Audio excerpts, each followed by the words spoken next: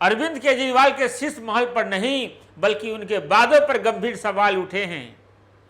केजरीवाल ने जब जनता के टैक्स से पैसे भरने वाले सरकारी खजाने से नेताओं की ऐशो आराम की जिंदगी पर सवाल उठाए थे, तब देश को लगा था कि यह वही व्यक्ति सचमुच क्रांति ला देगा।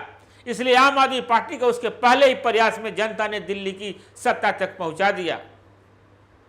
खबर शुरू करने से पहले आप सभी को नमस्कार। आप देख रहे हैं जनमत की पुकार आर.के. जायसवाल के साथ। आंदोलन से उपजी आम आदमी पार्टी ने देश को ईमानदार राजनीति का सपना दिखाया था। आंदोलन से उपजी आम आदमी पार्टी ने देश की राजनीतिक व्यवस्था में आमूल-चूल परिवर्तन लाने का वादा कर देश में एक नया विश्वास जगाया था। इंडिया अगेंस्ट करप्शन के नेता अरविंद केजरीवाल के तेवर देखकर आम आदमी को लगा था कि भ्रष्टाचार अब तेरी खैर नहीं। अरविंद केजरीवाल ने जब कई बड़े नेताओं पर करोड़ों रुपए के भ्रष्टाचार का आरोप लगाकर जंतर मंतर पर उनकी फोटो वाला बैनर लगाया था, तब जनता को लगा था कि बस यही एक ईमानदार नेता है जिसको देश को जरूरत है। केजरीवाल ने जब जनता के टैक्स से भरने वाले सरकारी खजाने से नेताओं को ऐशो आराम की जिंदगी पर सवाल उठाए थे, तब देश को लगा था कि वह व्यक्ति सचमुच क्रांति ला देगा। इसलिए आम आदमी पार्टी को उसके पहले ही प्रयास में जनता ने दिल्ली की सत्ता तक पहुंचा दिया। लेकिन राजनीति को बदलने के नाम पर राजनीति में आए अरविंद केजरीवाल को जल्द ही राजनीति ने बदल दिया और अपने तौर तरीकों में ढाल लिया। सत्ता मिलते ही केजरीवाल ने सबसे पहले तो उन नेताओं से गलत बयानी के लिए माफी मांगी जिन पर उन्होंने भ्रष्टाचार के आरोप लगाए थे।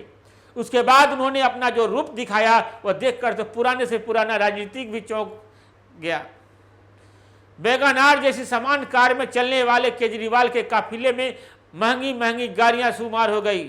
सरकारी बंगला और सरकारी सुरक्षा नहीं लेने की बात कहकर राजनीति में आए केजरीवाल ने सरकारी बंगला भी लिया और उसकी साज सज्जा पर 45 करोड़ रुपए खर्च कर नया रिकॉर्ड भी बना दिया। केजरीवाल की सुरक्षा वैसे तो दिल्ली पुलिस करती है, लेकिन बताया जाता है कि पंजाब में आम आदमी पार्टी की सरकार बनने के बाद से पंजाब के पुलिसकर्मी भी केजरीवाल की सुरक्षा में तैनात किए गए हैं।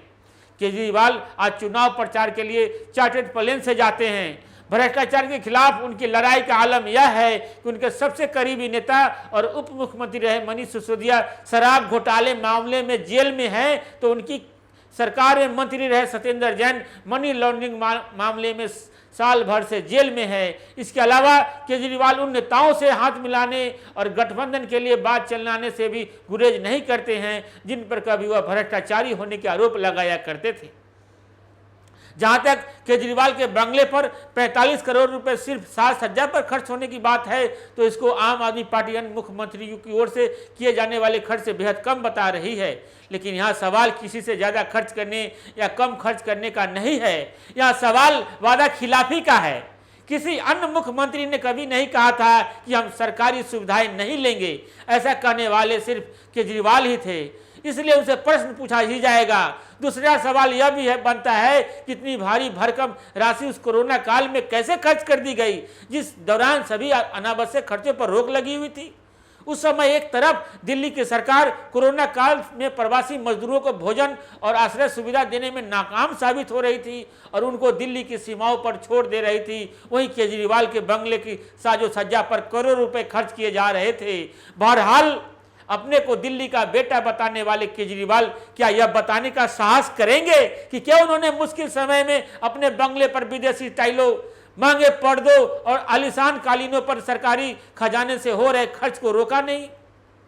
वैसे केजरीवाल ने अपनी पार्टी को राष्ट्रीय स्तर की राजनीतिक पार्टी ही नहीं बनाया, बल्कि उस नाम से विपरीत अपने खास आदमी पार्टी बनाने में सफलता हासिल की है।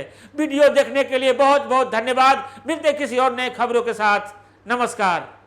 अगर आपने हमारा अभी तक चैनल सब्सक्राइब नहीं किया है तो कृपया चैनल सब्सक्राइब कर लें, लाइक करें, शेयर करें, कमेंट करें।